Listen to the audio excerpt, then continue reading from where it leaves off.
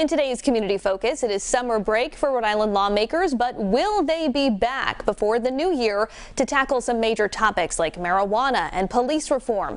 Today, we're joined in studio by House Speaker Joe Shekarchi. House Speaker, we appreciate you being here.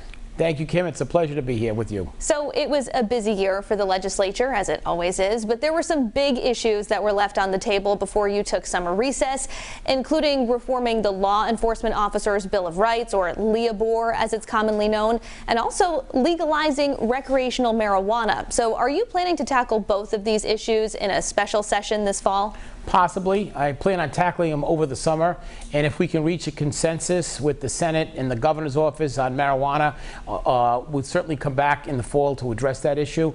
And it's the same thing with LIBOR. We were very close. We worked very hard on it. We just couldn't get it done in the last 2 weeks of session, but we did get some really good police reforms, and body cams are going to be the only state that's funded body cameras for every city and town in the state that wants body cameras. There'll be funding for them. So we've tackled a lot of big issues, and police reform being one of them, and LIBOR is also a very important issue, and we're going to work very hard to try to get that done. Hopefully we can get it done this summer, and if we can, we will come back in the fall, but if we can't get it done, then it'll wait until January. And just so people understand, when you say get it done this summer, this means sort of behind closed doors, negotiating, sitting down with folks to decide how to move forward on these issues? Yeah, I don't like the word closed doors, but yeah, it'll be with the stakeholders, and we will meet with the police union, the sponsors, the advocates, the governor's office, the police chiefs, the state police, the attorney general, everybody who's got the stakeholders, as I call it, everybody who has a strong interest in it, and see if we can forge a consensus. We were close. I will say we were close last time, but we just couldn't get it done. We ran out of time.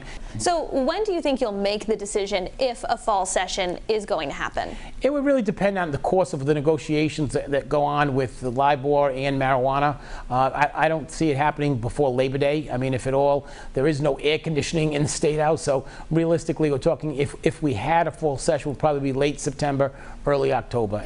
In addition to LIBOR and recreational marijuana, is there another big issue that you think might come up in that fall session?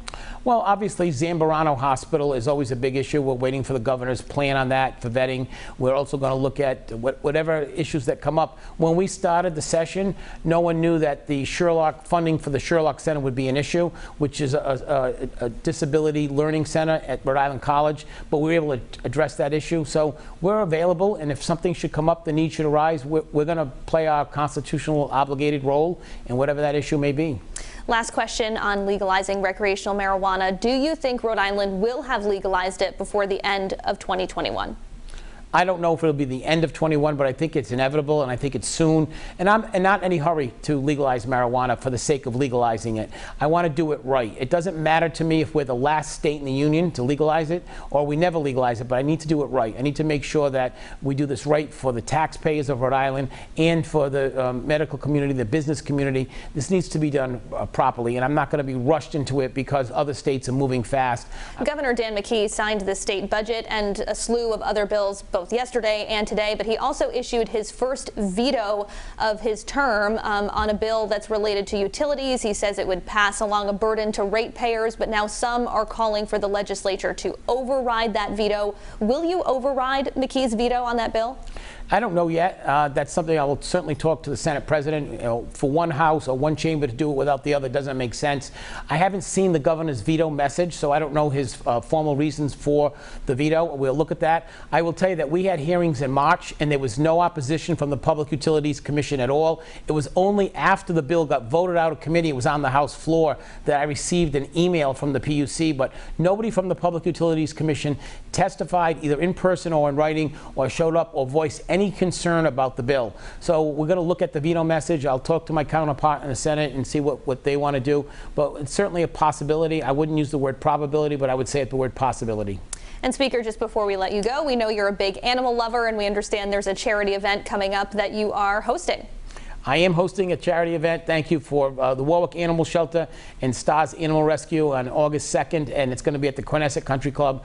And I looked for you, as also a big animal lover, to attend, and anyone else who wants to support a great cause. So thank you for that, Kim. House Speaker Joseph Shekarchi, thank you so much for your time today. Thank you. It's a pleasure to be here.